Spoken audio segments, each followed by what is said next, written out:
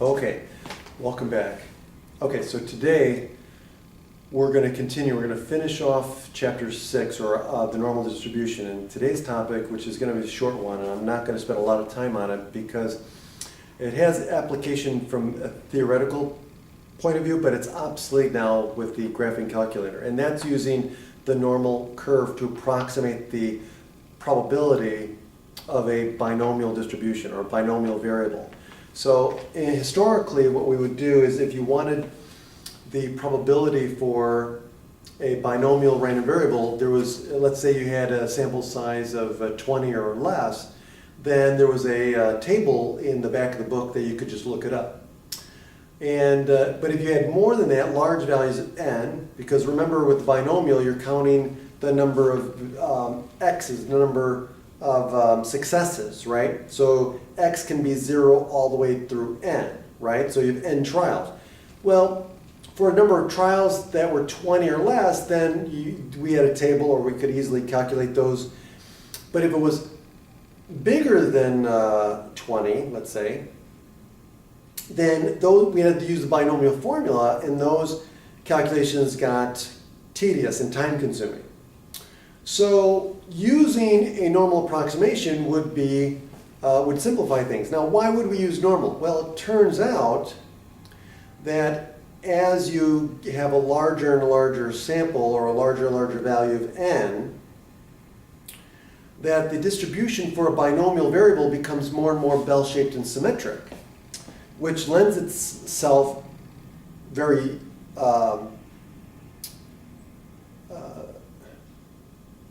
very useful in using a normal approximation. Okay, so if we have a large value of n, and we can use the normal approximation, that would simplify our calculations. Instead of having to use the binomial formula, we can just use our calculator or use tables to calculate the probability using a normal distribution. Okay. So again, now that we have the calculator, we have binomial CDF and binomial PDF functions, so it makes this approximation obsolete. But again, it still is important when we get to later chapters, like chapter 8 and chapter 9, and we start talking about sampling distributions, or we start talking about confidence intervals and things like that. Okay. So again, so the idea here is if we have an x, right, and we know that x is binomial, with a n and p, and n is sufficiently large, then if n is sufficiently large, we can assume that it takes on a bell-shaped symmetric distribution, and we can use a normal approximation. And we'll talk more about when we get to sampling distribution, things like that, about how do we know it's normal, okay? But historically, that's what we've been seeing. So what we can do is, and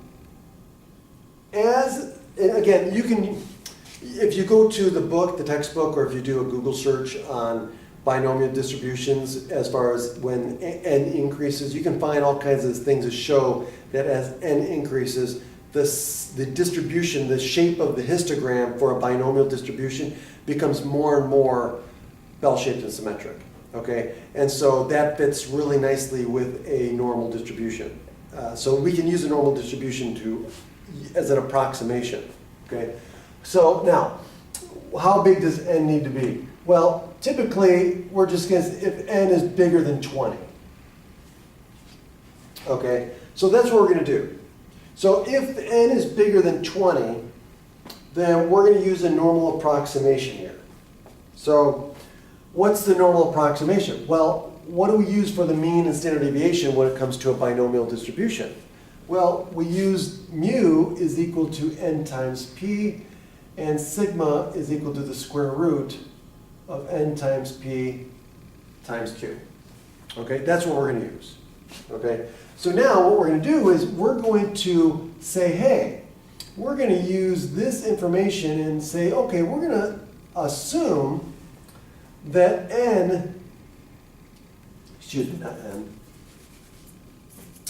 that x is approximately normal with a mean of np and a standard deviation equal to the square root of NPQ.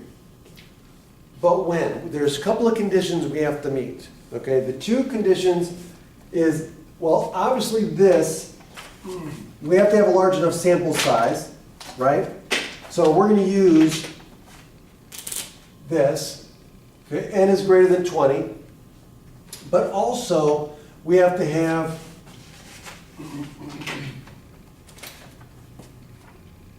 the number of successes, right? The expected number of successes has to be what? Bigger than 10 in this case, and the expected number of failures also has to be bigger than or equal to 10. Now, if I remember, if we go back to chapter 5, chapter 4. So if we go back to chapter 4, when we talk about binomial, let's just review what the conditions were for a binomial.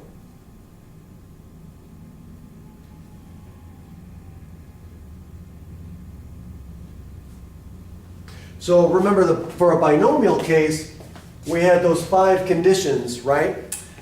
And so in the binomial case, we had if there are only 2 outcomes, right? So only 2 possible outcomes, a fixed number of trials. The probability of a success is constant for each trial, so it doesn't change. And they're independent, right? So we have independent trials. And the random variable is defined a certain way as a counting variable. Number of x out of n trials, right? The number of successes.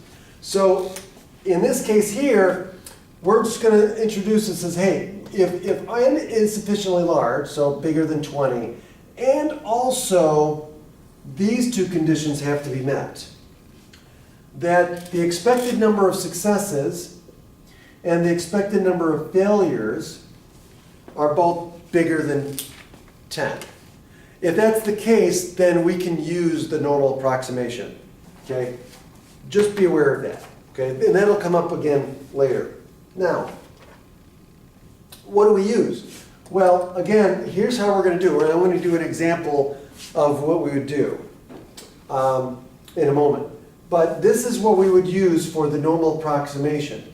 Now, we also have to consider what we call a continuity correction. Okay. So in a continuity,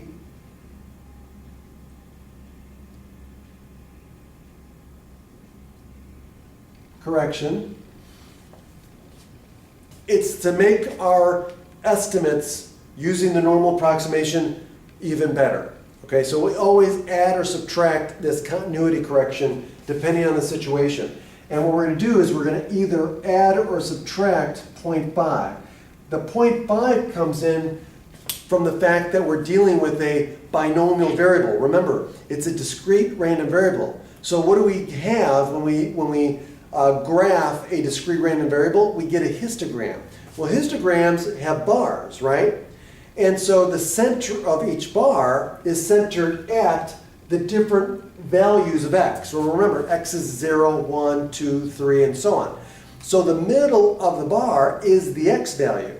Well, how do we get from one class to the other? Well, we add and subtract 0.5, right, to get to the boundary. Well, one of the boundaries is going to be 0.5 plus above, 0.5 above the x value, and the other boundary, right, is going to be 0.5 less. So that's how we get our bars, right? Remember the width of a bar is 1 in the discrete case, right?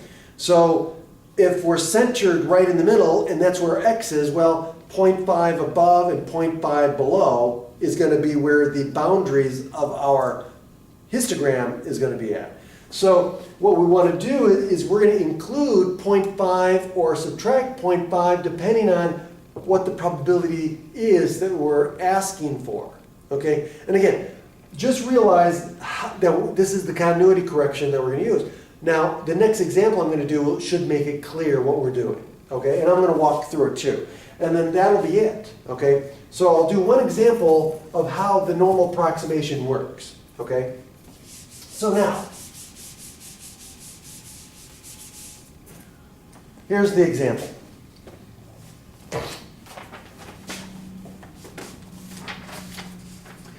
So here we have a local kindergarten school district, so grades K through 12. So it's, well, local school district. It's K through 12, so kindergarten through high school. So now, what they found is that 53% of the population favor having a charter school for grades K through 5, so for kindergarten through 5th grade, okay? So that's going to be P. So P is 0.53, the probability that a randomly selected person is going to be in favor of a charter school in this school district. Now, they surveyed 300 people for this. Okay, so that's N, right? So N is large. So definitely bigger than 20, right? Definitely bigger than 20, right? Also, let's check our stuff, right? N times P, which is going to be, what, 300 times 0.53, and that's going to be 159. Okay, and so that's definitely bigger than 10. And then N times Q, now remember what Q is. Q is 1 minus P. So this is going to be 300 minus 0.47, but also this is also equal to what? Well, this is 159. Well, this is also equal to N minus what? X. Remember, this is the same as the expected number of successes. So out of the 300, how many people were in favor? 159. Well, how many people are not going to be in favor? Well, it's the same as N minus X. So 300 minus 159, and of course this is going to equal what? It's going to be equal to 151. No. Boop, boop, boop, boop. It's going to be 141. Okay? Well, this is obviously also bigger than 10. So we've got all the conditions met. So this is a candidate for a normal approximation. So again, this is a binomial variable, right? So this does meet the conditions for a binomial in a binomial experiment. So X we know is binomial with an N equal to 300 and P equal to 0.53. Okay.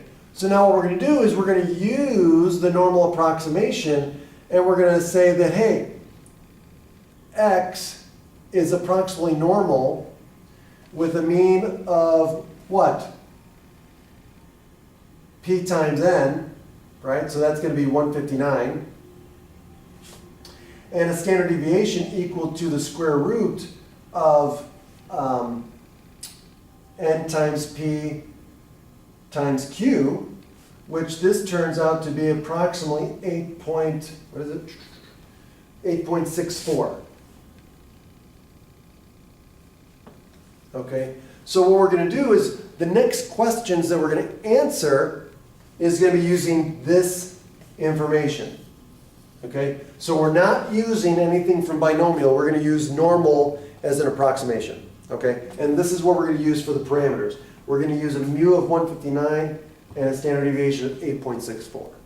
So let's do that. Okay, so let's take this information and we're going to write this. Okay, so now let's rewrite this.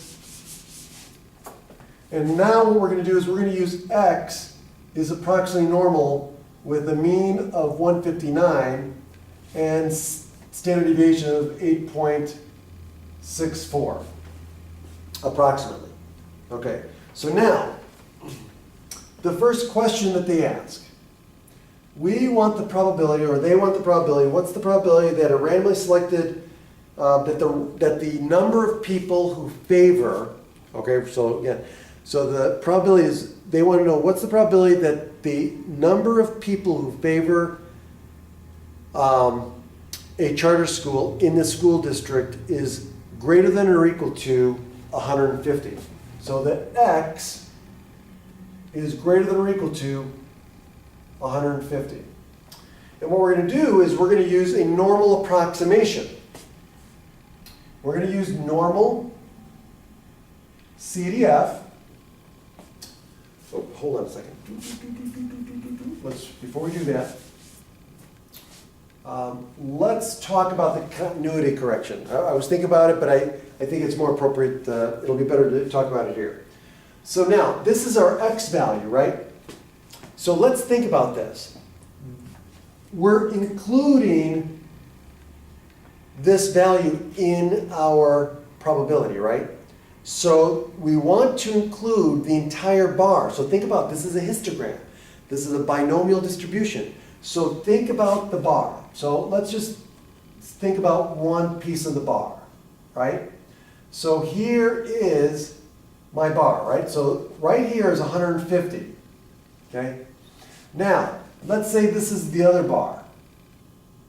Okay, let's say the bar over here, and let's say we have another bar over here, let's say. Oops. Okay. Now, 150 is included in our upper bound, right?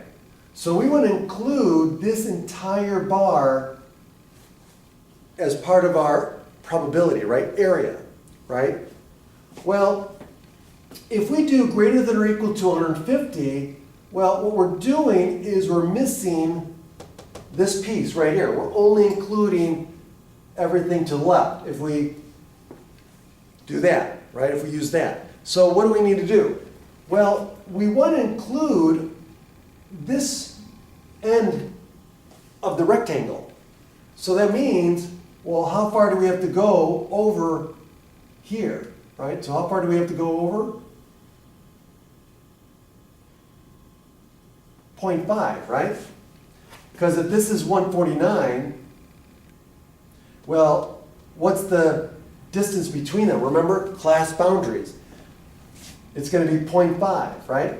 So that's where the continuity correction of a half comes in. Is we're going to subtract 0.5 because why? We want to include this part of the bar. We want to include all of this. So now what we're going to do is we're going to subtract 0.5 from this.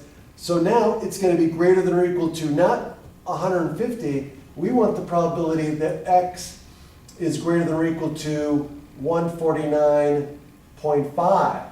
So that's the continuity correction that we want to add. Now, this is what we're going to use now to get a more accurate approximation. So now what we're going to do is we're going to use normal CDF. And now our lower bound is what? It's going to be 149.5.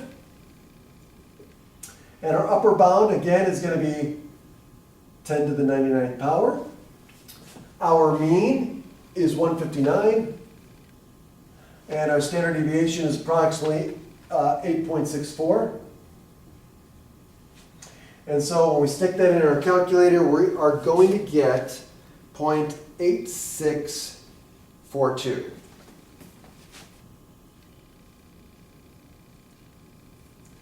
And that's our answer. Okay? I hope that makes sense. Okay? So now, let's do the next one.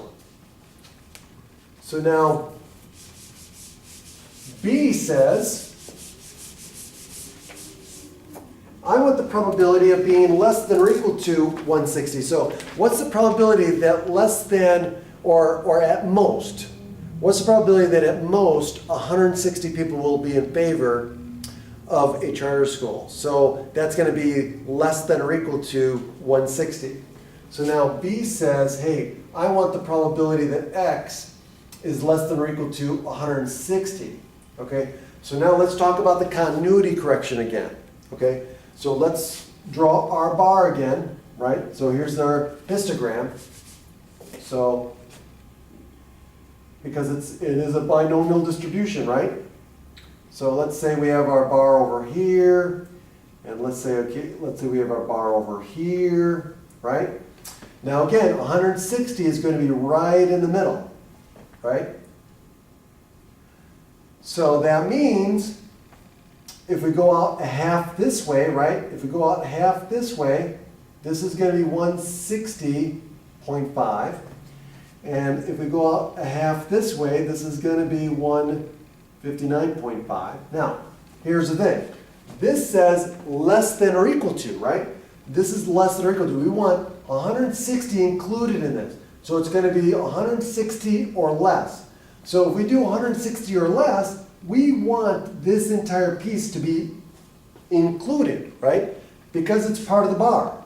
So if we just do 160 and use the normal approximation, we're going to include all of this and all of this and everything to the left. And what are we missing? We're going to miss this piece here. So we want to add 0.5 to make sure that we get all of this.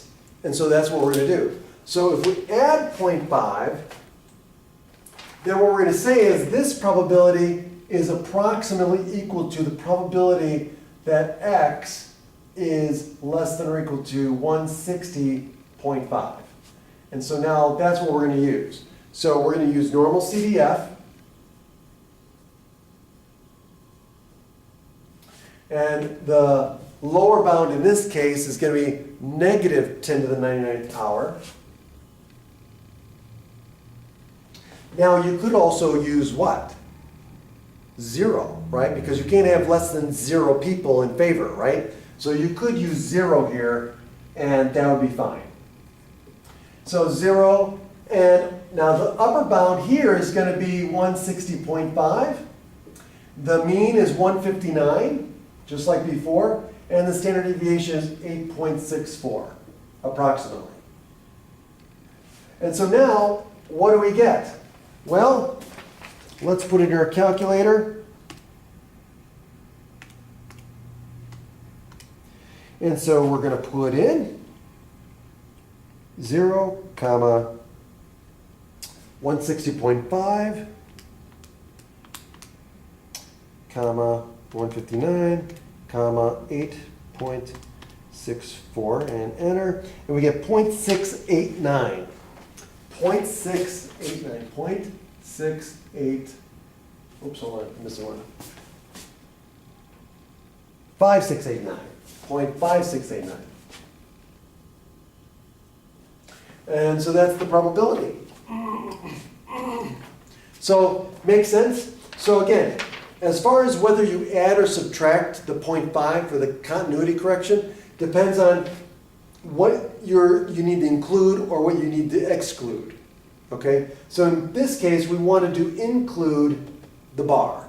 Okay? So we added or subtracted 0.5 to include half the bar that would have been cut off. Okay? Now, let's go to the next one, C. Now C says, hey, I would like to know what the probability is that more than 155 people would be in favor of a charter school. So in this case here, I want the probability that more than 155. So that x is greater than 155. Well, now I want to exclude 155 from the calculation because it's greater than 155. So again, if you just draw the histogram a little bit, just like a zooming in of one, right? And it doesn't matter how you draw it. So here, let's say here's 155, right? 155, smack dab in the middle. And of course, we don't want to include this. It's greater than.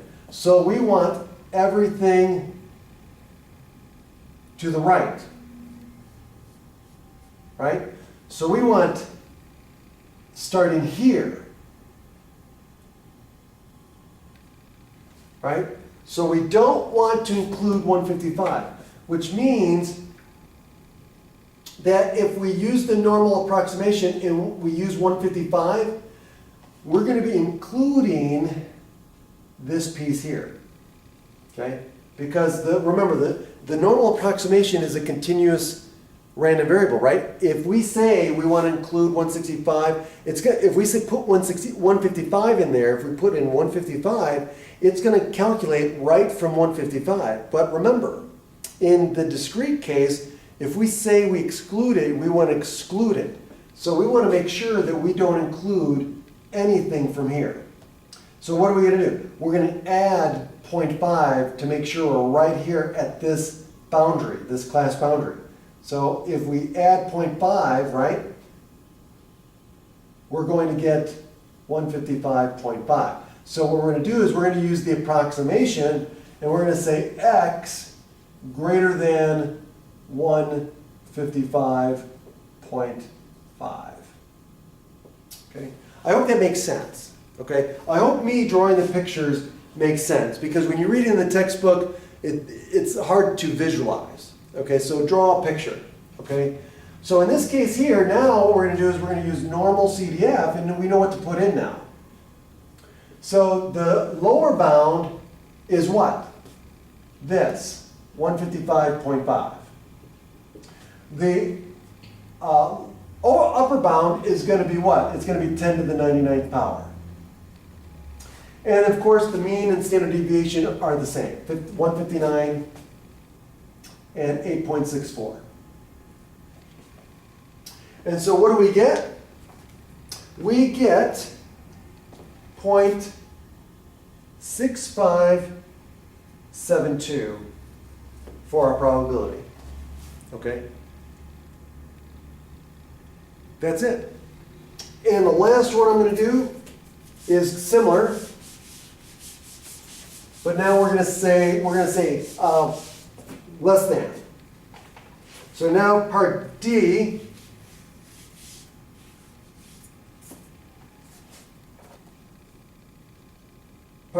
says, hey, what is the probability that fewer than 157, so less than 147, favor the charter school? So now here, again, we want to exclude 147. We don't want 147. We want that bar for the histogram not included. Okay, so if we look at the bar, right, and this time I'm not going to include the other bars, but if we have the bar here, we have 147, right? And it's less than. So we want everything to the left of this boundary, right? So what's that boundary? Well, it's going to be 0.5 away, right? So this will be at 146.5 because this is 0.5 away, right? Okay? So now what we're going to use is 146.5. And so we're going to use approximately, the probability is going to be equal to x is less than 146.5. And we're going to use the normal approximation. And so again, this is going to be equal to normal CDF. And now the lower bound is what? 0, right? It's going to be 0 because, again, we can't have less than 0 people who favor. And then the upper bound is going to be 146.5. And 159 is the mean, and 8.64 is the standard deviation. And again, if we plug that into our calculator, we get 0.0741. That's it. So I hope all of these parts of this example helps you realize why we do the continuity correction in the first place.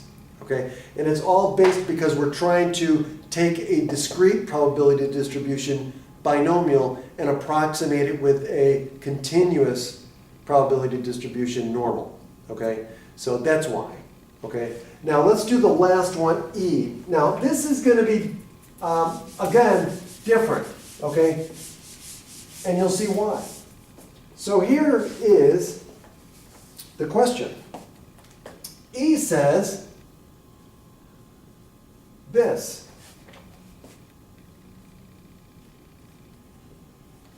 What's the probability that x is equal to 175? Okay, now here's the thing. What is the normal approximation for equal to? It's a continuous distribution, which means if we use the normal approximation for this, the answer is always going to be what? 0. So we don't want to do that because that's not accurate. That's not true. Okay? Well, here's the thing. We could, in this case, just use the binomial formula, right? Because it's only one calculation. Okay? So in this case here, I would just use the binomial formula. So go right back to the fact that this is a binomial distribution. This is a binomial random variable, right? So all the other ones, we did the approximations because it was easier, it was simpler, okay? Because if we didn't have the calculator, in other words. Here, we could just use a table for normal, okay? Or use the calculator. So in this case here, I can use the binomial formula, which would be easier. So in here, you would be 300 C 175 times P, right, to the 175 times Q to the what? 1 minus that.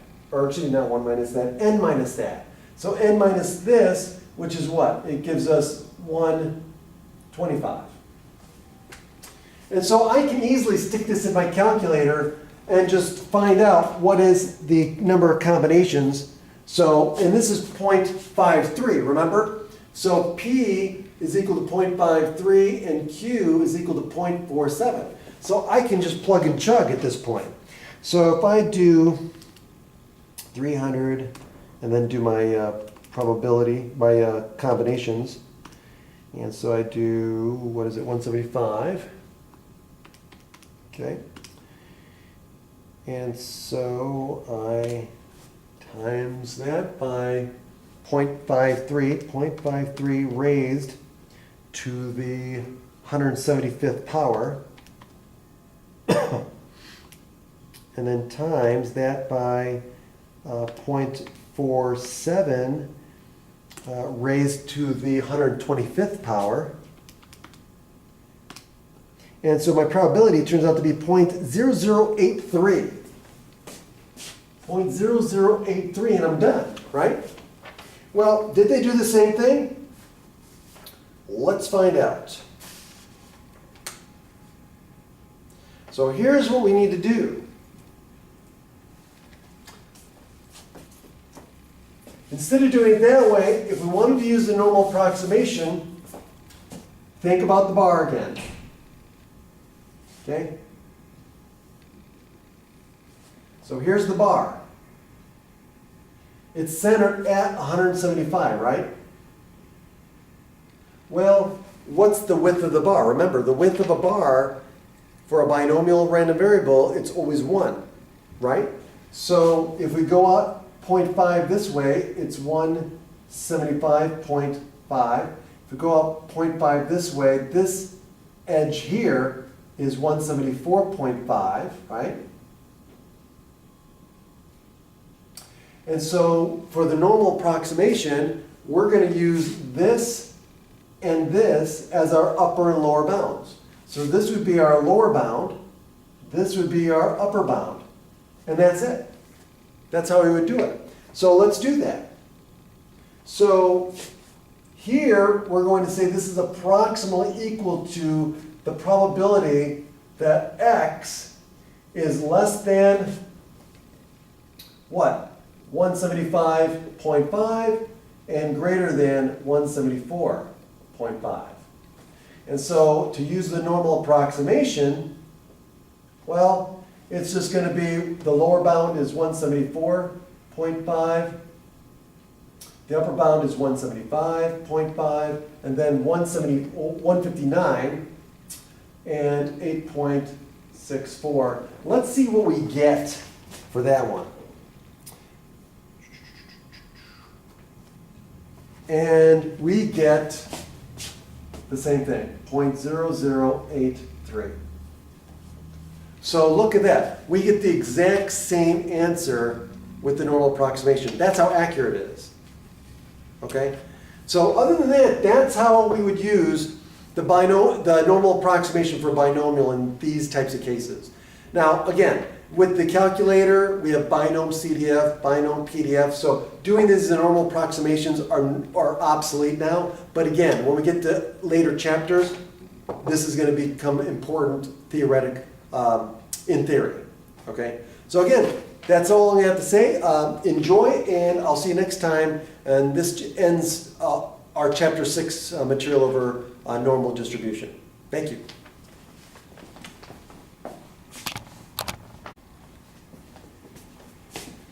Okay, welcome back. And today we are going to talk about a new topic, and it's going to be on the central limit theorem.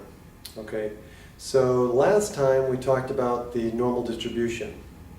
And so all the consequences that we get from the normal distribution, all the things that we can do with the normal distribution. This topic is now deciding or talking about things like, what about distributions that involve things like the sample mean or the sample proportion, the sample, those types of things. And before we had talked about, we had talked about and discussed, in chapter 1 we talked about this idea, or in chapter 2 we talked about this idea of the sample mean. So let's start with the sample mean, give an idea of what we mean by when we talk about sampling distribution, and then talk about the central limit theorem, which is what this chapter is mainly about. And the central limit theorem is probably the most powerful idea in all of statistics, and is used in many situations. And you'll see why.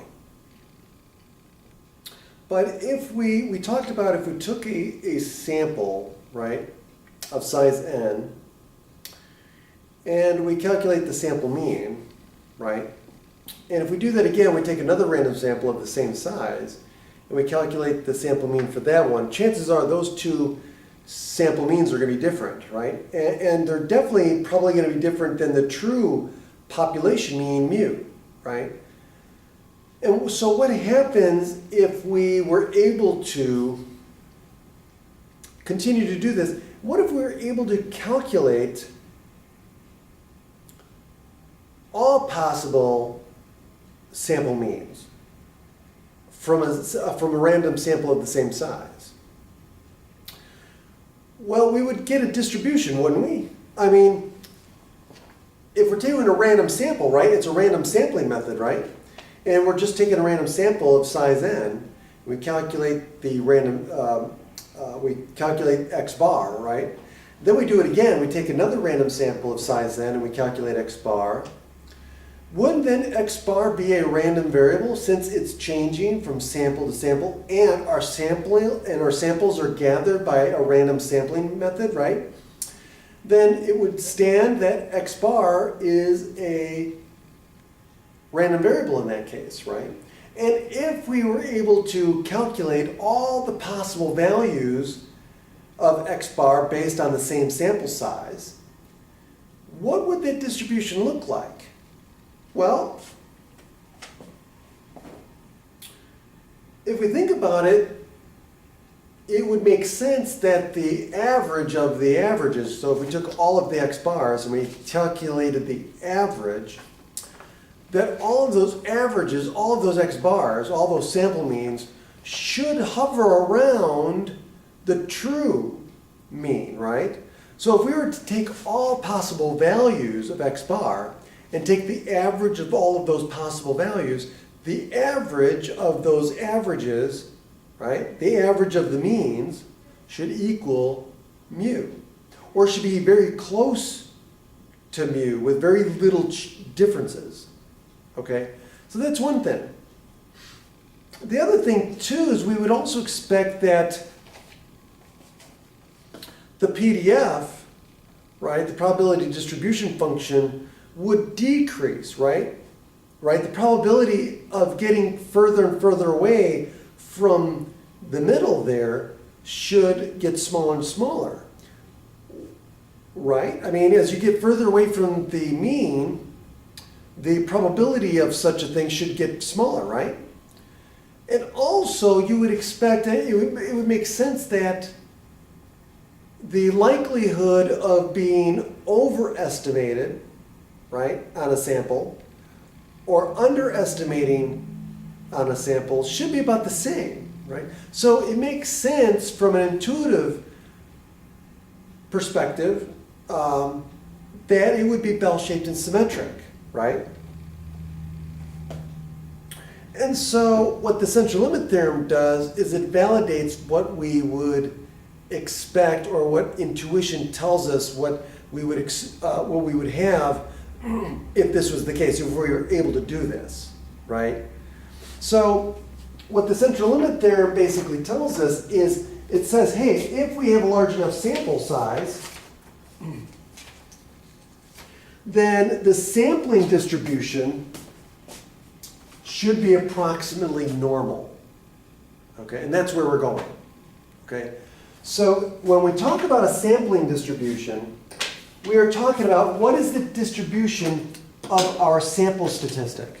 In other words, if we're talking about x bar, what is the distribution of x bar if we were able to calculate all of the different values of x bar we could get if we were to take the same sample size over and over again? Okay, so, or in other words, what's the sampling distribution of p hat? In other words, what kind of distribution does p hat have if we were able to calculate p hat for all possible sample sizes, or all possible samples of the same size? Okay, so that's what we mean by sampling distribution. So in other words, what is the distribution, the sampling distribution of x bar, given what I just said?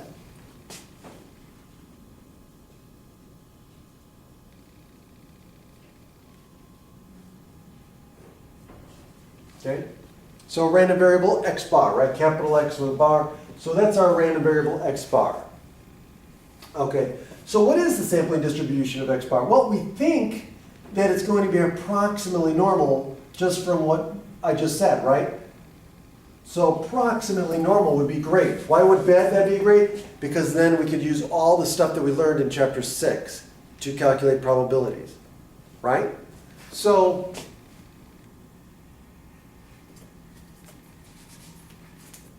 we would like x bar to be approximately normal.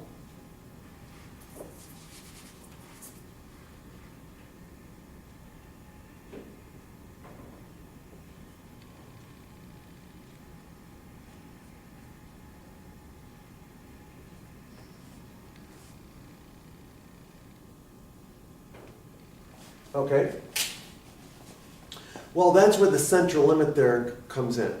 The central limit theorem says that if our sample size is sufficiently large, then we can know with certainty that the distribution of x bar will be approximately normal with a mean and a standard deviation. Okay? And in fact, the central limit theorem works whether we know anything about the distribution of the population. So we don't need to know anything about the population as far as x. As long as our sample size is big enough, we can be assured that the sampling distribution of x bar will be approximately normal. Okay? Now, the question then becomes, well, what is large enough? Okay? Well, typically it's a sample size of 30 or more. Okay? So that's what we mean. That's the central limit theorem. So now what are the other things, well, that are consequences of that? Well, again, remember, we would assume that, it makes sense that the mean of the means, right, if we took the average of the means, the sample means, so if we took mu of x bar, right, we'll call it mu of x bar. So if we took the average of the sample means, this makes sense that that would be equal to mu, right? From what we just discussed, okay? Now, the other thing too that comes from the central limit theorem is that the standard deviation of x bar turns out to be sigma over the square root of n, okay? So the sampling, the standard deviation of the sampling statistic, the sample statistic, x bar, is less than the standard deviation of the population, okay? And that is also intuitive because, remember, from chapter 2, the variation from sample to sample for the sample mean, is less than all the other statistics or all the other values for measurements of center, okay? That was one of the things we talked about. So it makes sense that the standard deviation for the sample mean should be less than the standard deviation of the population, okay? Now, so what's the gist of this? So here's what it says, okay? Now, how big the sample needs to be depends on the population, okay? Now, if the population is normal, then we can have a normal distribution for even small sample sizes. Where the central limit theorem is really applicable is if we have skewed populations, okay? Or if we don't know anything about the population, okay? And in that case, that's where the condition of n has to be at least 30, okay? So let's look at let's keep going here, and I'll add on to this here. So here are the results of the central limit theorem. Okay? So the central limit theorem states this. Okay, let me get another marker.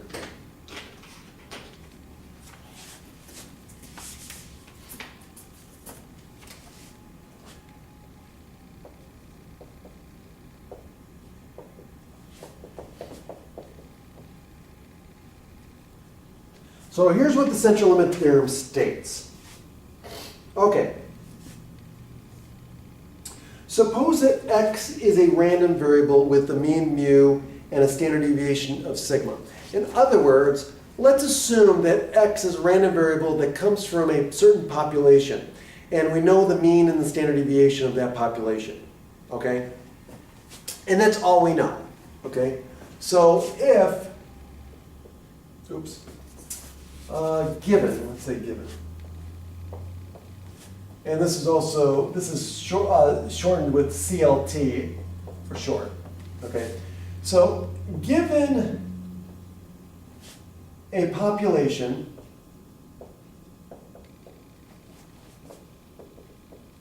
with a mean of mu and a standard deviation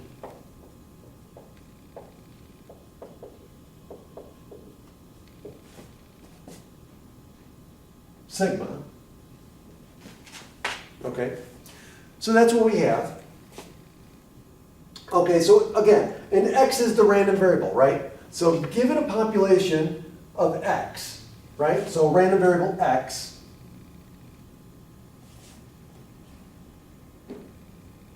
what do I want to do here? So in other words, here we have x, right?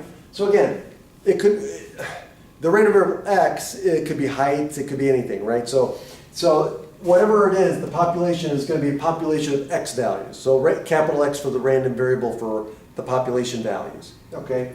So given a population with a mean of mu and a standard deviation of sigma, it says that as the sample sizes increase, so as n increases,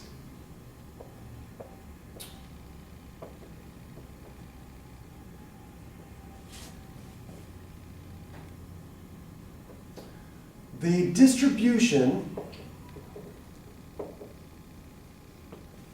of x bar, so in other words, the sampling distribution, right, of x bar the distribution of x bar, you know what, more accurately just to say the sampling distribution. So the sampling distribution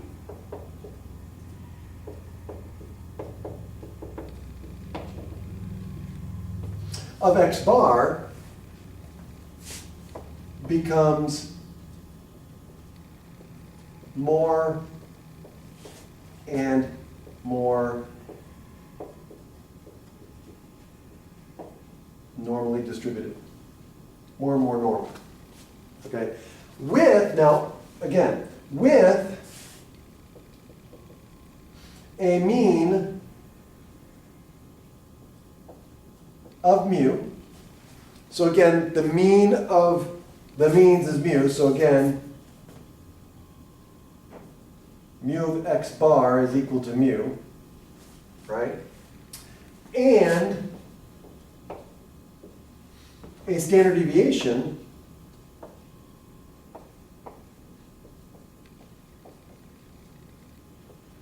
of sigma of x bar, again, which is going to be equal to sigma divided by the square root of n. So again, here's the gist of it. So the central limit theorem says that, hey, if we are given a population with a certain mean and a certain standard deviation, then as our sample sizes increase, the distribution, the sampling distribution of x bar becomes more and more normal with a mean of mu and a standard deviation of sigma divided by the square root of n. Okay, that's it. That's what the central limit theorem tells us. Okay, and that's how it works.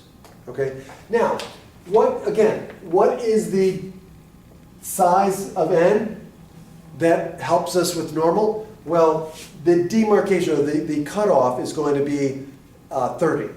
Okay, so if n, so in other words, if n is greater than or equal to 30, then x bar is going to be approximately normal with a mean of mu and a standard deviation of sigma with the square root of n. That's it. Okay? And this is what we're going to use to calculate probabilities based on now x bar, right? Up until this point, we've talked about probabilities of a random variable x, right? Probabilities of smiling times, probabilities of weights of newborn babies, probabilities of getting a particular score on an exam, so on and so forth, right? So those have been all x values. Now what we're going to do is we're going to use the central limit theorem to help us figure out probabilities of averages. Okay, what is the probability that the average weight of babies of a certain sample size is less than 5.5 pounds? What is the probability that the average score on an exam is less than this? What's the probability that the average bank account balance is going to be between two values? So now we're going to switch and we're going to answer questions about probabilities of averages, involving averages, where the central limit theorem is going to be the key to helping us figure out what those probabilities are, because why? We'll be able to use the normal distribution and use all the tools from chapter 6 to help us do it. Okay? So now, let's continue. Okay, so let's say this. Okay, let's look at an example. Or actually, hold on a second.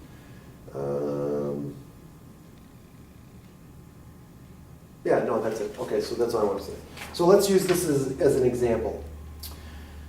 So it says, an unknown distribution has a mean of 90 and a standard deviation of 15. Well, we don't know what it is, but what we do know is mu is 90 and sigma is 15.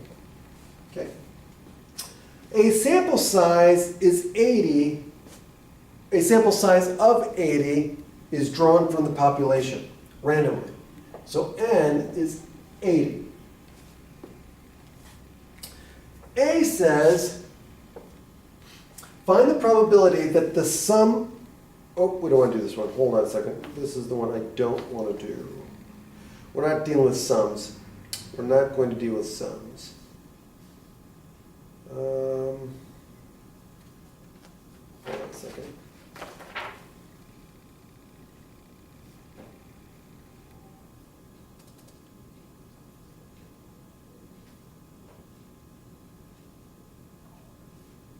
Okay, by the way, you know what?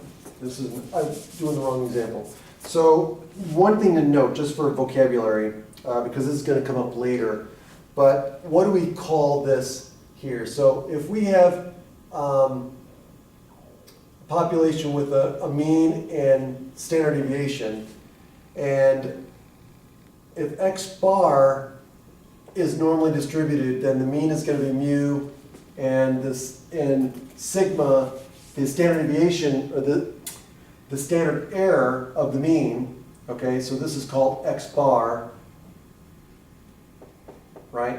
So the mean of the means is going to be mu, and sigma of x bar, which is sigma over the square root of n, this is called the standard error of the means, okay? We don't call it the standard deviation of x bar, but it's the standard error of the mean, okay? That's typically that's what it's called. It's often called the standard error of the mean. Now, the thing is what makes this work, and we talked about this before, is the law of large numbers, right? So the law of large numbers, it says, hey, remember that as the law of large numbers stated, remember from probability, right? So the law of large numbers states, in chapter 3, we said that as the sample size gets bigger and bigger, that the sample mean gets closer and closer and closer to the population mean. Okay, that's the law of large numbers, and that holds for not only probability, but the sample mean, right? So in chapter 3, we talked about how the law of large numbers says that as the sample size gets bigger, the relative frequency, right, of an event gets closer and closer to the theoretical probability. So here, the law of large numbers helps us in that we know that the sample mean, as the sample gets bigger and bigger, it makes sense that the sample mean gets closer and closer to mu. Okay, so that's why we can get this. Okay, again, I've said that before, but just as a review. Okay, so here's what I want to do. Here's the z-score. So again, if this has a normal distribution, right? If n, right? So n is bigger than or equal to 30. We know this, right? So this is the central limit theorem gives us this. So what does this mean? If that's true, then we can use z-scores. We can calculate z-scores. Now the z-score formula changes a little bit. Okay, so the z-score formula is going to be, again, observed value minus the mean divided by the standard deviation. But in this case here, what's the observed value? The observed value is a sample mean. So it's going to be x bar minus the mean. Well, what's the mean? Mu, right? Doesn't change. What's the standard deviation? Well, it's the standard error of the mean, which is sigma divided by the square root of n. So now our z-score formula becomes this. Okay? So again, just remember the form. Observed value minus the mean divided by the standard deviation.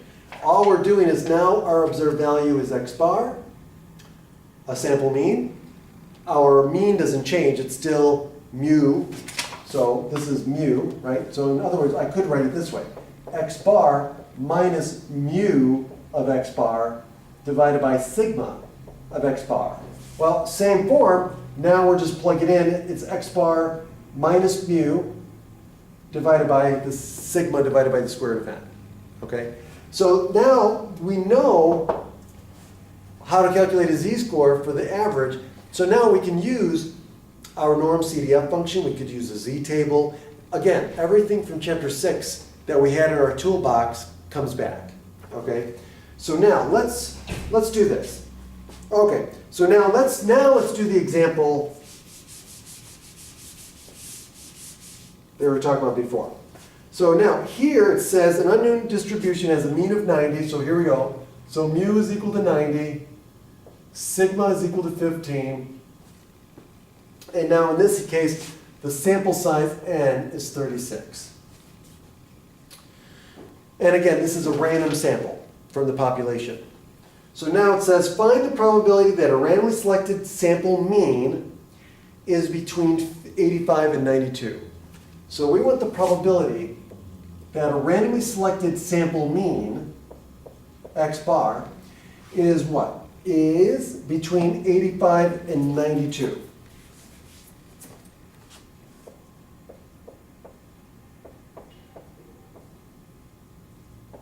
So that's what we want to find, right? So here's where we have to ask, we have to know what is the distribution of x bar, the sampling distribution. So what is the sampling distribution of x bar? Well, in this case here, it's going to be approximately normal. Why? Because n is greater than or equal to 30. So here, we don't know anything about the population. If we knew the population would be normal, then automatically we can assume that x bar is normal. Okay? Here's the thing. If the population is normal, we automatically know that the distribution of x bar is automatically normal. In fact, when the population is normal, it seems like everything turns out to be normal. Okay? But here we don't know that. We don't know anything about the population. So in this case, we have to use the central limit theorem. Here, n is bigger than or equal to 30, so the central limit theorem gives it to us. So we know that x bar is approximately normal with a mean of mu and a standard deviation of sigma divided by the square root of n. So in other words, what do we get? Well, mu is 90, so mu stays the same.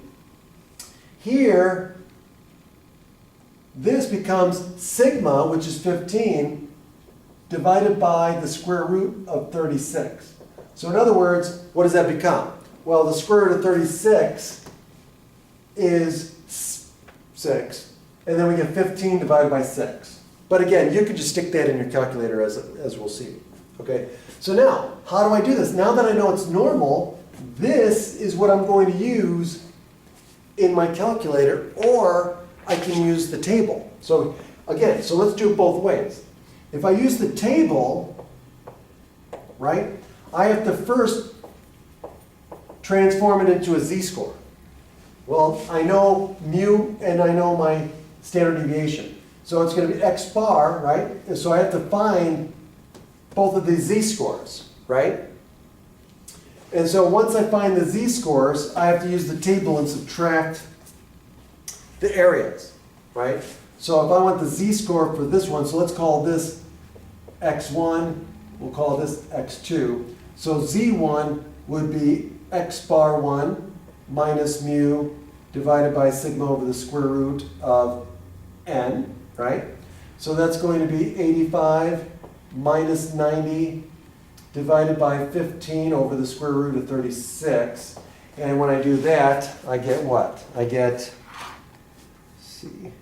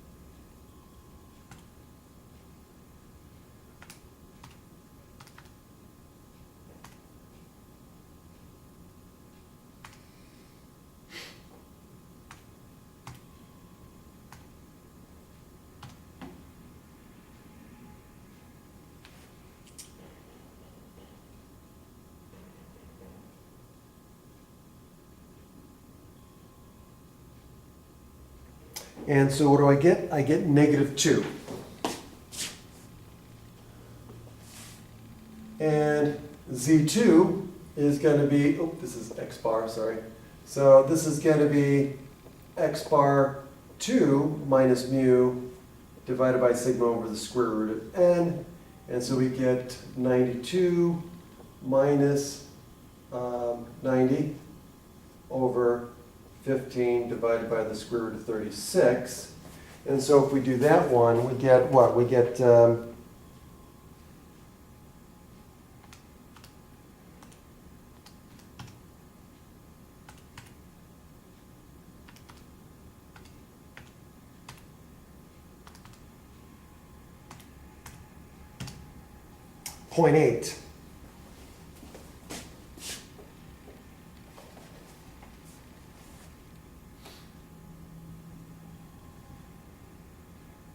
Okay, and so what we would have to do is we'd have to use the table, right, to get this probability, and this would give us area to the left, right? And then we would use the table for this one and find the area to the left of that one, right? Because that's what the table gives us. Remember, the table always gives us area to the left. And then what we would do is we would take this area, right? So we take the area to the left of this one and subtract off this area. And that would be the answer. But again, that's using the table. Let's use the calculator. A lot easier. Okay? So in this case here, we're going to use norm CDF. So we're going to use normal CDF. And so here we just put in the lower bound, the upper bound, the mean, and the standard deviation. So the thing is make sure you put in the correct numbers for the mean and standard deviation. Okay? So the lower bound here is 85. The upper bound is 92. And so what's the mean? Well, we're not going to use, well, the mean is actually going to be the same here, right? So 90. So it doesn't matter. So the mean is mu, which is 90. But the standard deviation, we don't want to use 15 because that's not the standard deviation of x bar. That's the standard deviation of x. What we want to use is this. So we want to use 15 divided by the square root of 30. And you can put it right in your calculator. So 15 divided by the square root of 36. And so if we put that in the calculator, we get 0.7654. 0.7654. And that's it. So I hope that makes sense to you. The biggest thing is we wouldn't have been able to do this unless we knew that this was normal. And how do we get that this is approximately normally distributed? The central limit theorem. N is bigger than or equal to 30. That's it. And then, so this is the biggest key. This is what makes the whole thing work. The central limit theorem. Okay? So now, B says find the value that is 2 standard deviations above the expected value of the sample means. So in other words, find the value that is 2 standard deviations above the mean. What mean? The mean of x bar. Okay? So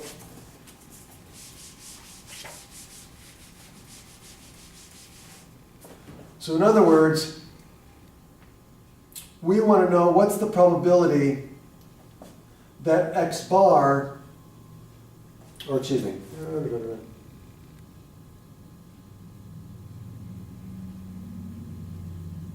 says find the value. Okay, so find the value. So here it is. So we want here. So here's the distribution, right? So here's the mean, right? And we want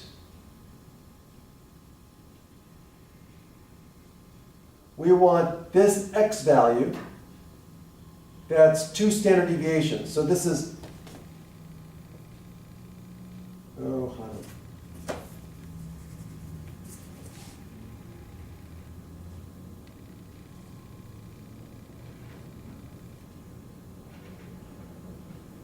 Okay, so we want the x value that is 2 standard deviations above the mean. That's what they want. Okay, so how can we do this? Well, we can use the standard deviation of x bar. We have the distribution. We know it's centered at mu. Well, what's 2 standard deviations above this? Well, the mean is what? 90. Well, the standard deviation is what?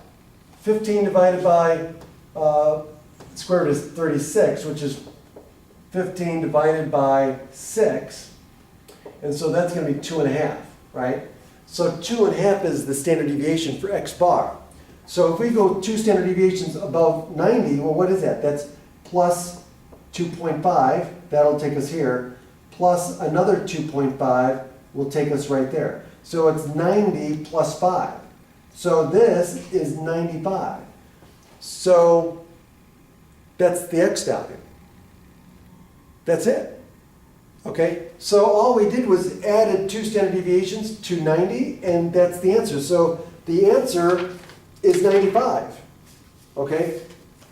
Now, we could have also used inverse norm, but this was the easy one. So inverse norm, what do we have to do? We have to put in the area to the left. Well, we have to use the empirical rule. We could use the empirical rule here, right?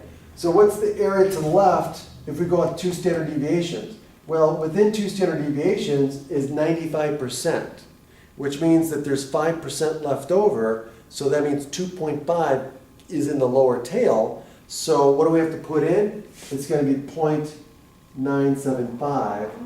And then what do we need to put in?